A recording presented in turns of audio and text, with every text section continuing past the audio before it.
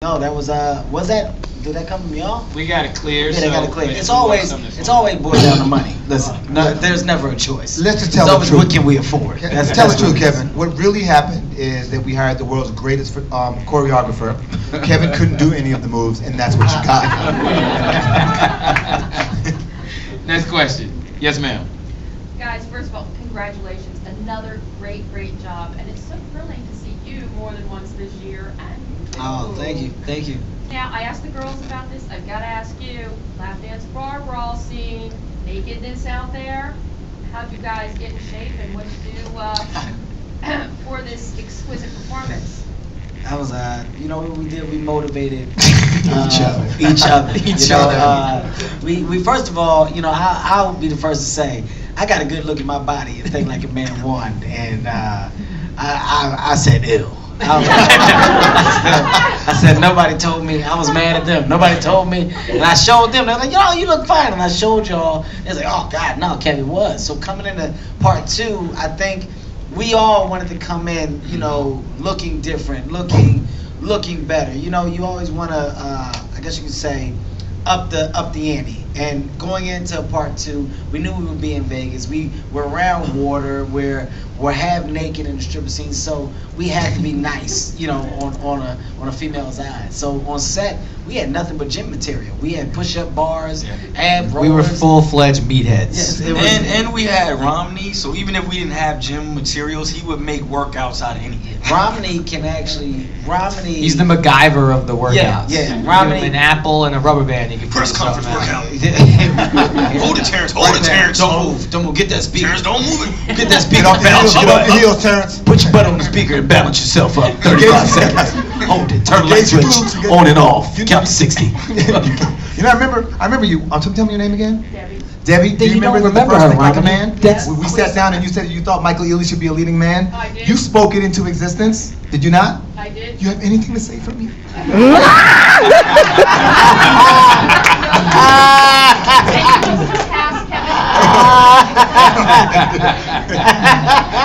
That was a brilliant setup. Good answer, guys. Now, Tim, you and I both know that what you guys just said is only partially true, because the scene where they do the whole strip club montage actually wasn't in the original script. When we first Kevin made it kind of seem, guys made it seem like, oh, we were so in shape, ready to go to Vegas, right? You're 100% right. They were right. all showed up in Vegas, ready to roll.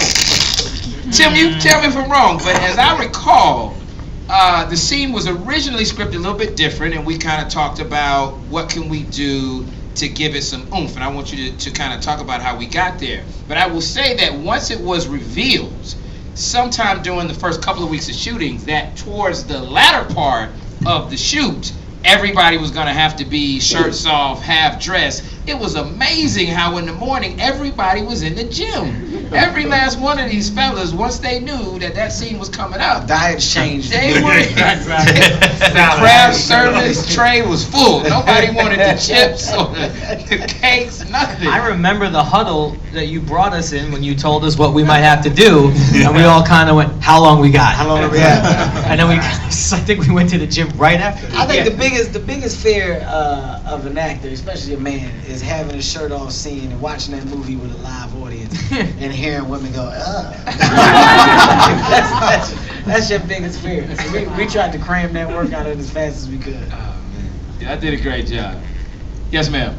We never got to see your talents as strippers though, because the brawl happened before. So who do you think would have had the best? You asked that question, or you really want this, don't you? Well, I'm really getting what I need. You know, hit the music. I think I'd give it to Terrence. I think Terrence would have been the one to put forth the best effort. I think Terrence would have given it 110. I definitely would have had the most baby oil in this. I think you all want to see Michael. He would have let you down. It wouldn't have been what you wanted to. Michael wouldn't try. I go Terrence. I don't know who else y'all pick. We all know that Gary Owen has no problem taking his clothes off. It's all right along too. Gary wanted it to be new then. I did. I was disappointed with me. I said, "There's a fight? Nah, let's win. Let's get this money, baby."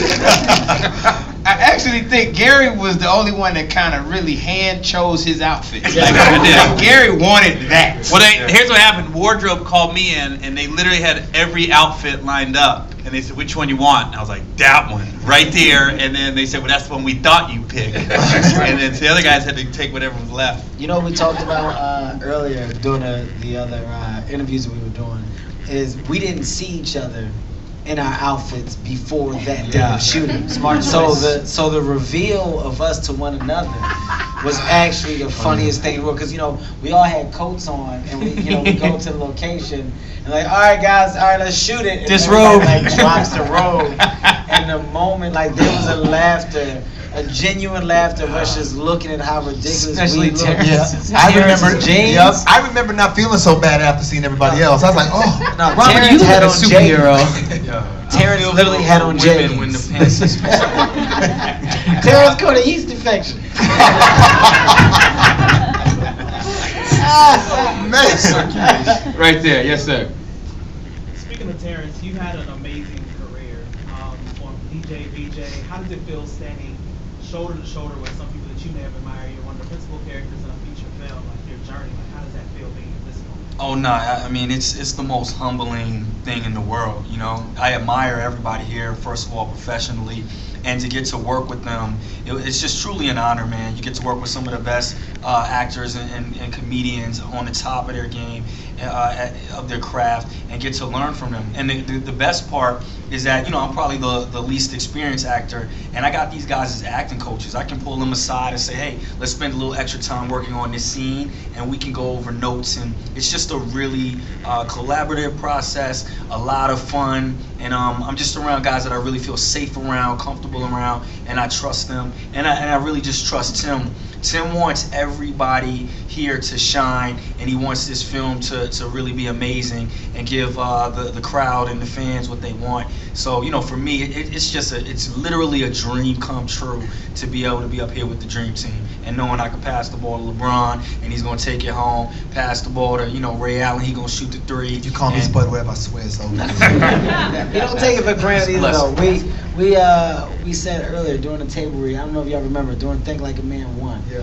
and Michael came in and had the script memorized. Keep in mind, it's a table read. This is what we're just putting on his feed. We're all trying to see what it is. Michael was off book, and I got mad. Terrence is Michael. I mean, not Terrence. I'm Yeah. calling him his character, but Terrence was off book, and I got pissed because I'm like, he's trying to show us. Who does that? Who comes in there prepared? But it showed his dedication to his craft at that stage. So I couldn't be happier for Terrence, man. He not only deserves it, but it's coming hand over for him right now. True story. Tim, let me ask you, because Terrence talked a little bit about the trust and confidence they have in you. I remember early on you and I talking about doing a sequel and saying that we wanted to make this more of a romp, because the first one clearly was a more traditional romantic comedy. We got the couples together. What is it about this particular cast that gave you the confidence that putting them in a setting like Vegas, letting them be in a romp, letting them not necessarily be about building the relationships, but having fun and then dealing with whatever the internal conflict in the relationships were? What about this cast gave you the confidence that they would be able to execute that? Well, it's the chemistry. As a director, and you work with actors of all types. To see this group, especially the guys here. I remember specifically from the first film. I don't know if you guys remember. We did a scene in the bus, the strip club bus or whatever it was. Yep. And we literally shot that. It was a 7-page scene that we had to shoot in 2 hours. And I don't know how much you guys know about production. It's almost impossible. And to see them kind of go into this corner, figure out the rhythm of it all, and then get into this bus and shoot. And I'm talking angles. We had to shoot from this angle with 2 cameras and go over there and shoot.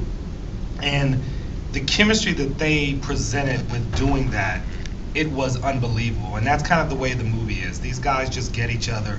They get how to make each other shine. And they all know their parts, and they all know that as long as they all play their role, the whole is like amazing. And so it's the same way with the girls. And so I know as a director that no matter what situation I'm in, I just have to make sure the story works, and I can throw anything at these guys and they're gonna make it happen. It's just what they do. And I Can I just add something? Of course. To that? Which is that, you know, what was really interesting is that Vegas really was an existing character in the film. And, you know, because of the fact we're filming in Vegas, sometimes we had to change locations at the last minute. And that's the director's job, to find ways to improvise around Vegas. And I think that that's like almost an impossible feat sometimes. And as you can see, Tim did it really well.